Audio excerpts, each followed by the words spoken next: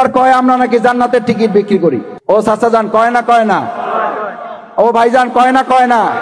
আজকে টিকিট দিছি কয়জনের হাত জাগান। জান্নাতের টিকিট পাইছেন কে কে হাত জাগান, তরুণরা হাত জাগাও।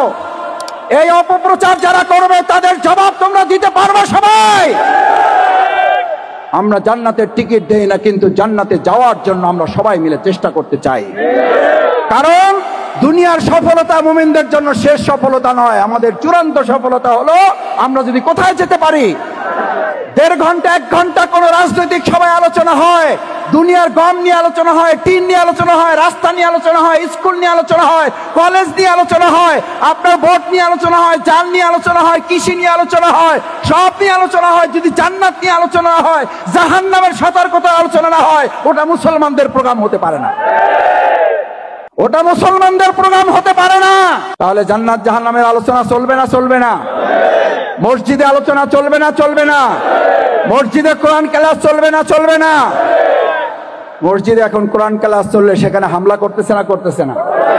এই হামলা আওয়ামী লীগ করছে না করে নাই? আমরা মনে করি যারা হামলা করেন তারা ওই আওয়ামী লীগেরই দোষর।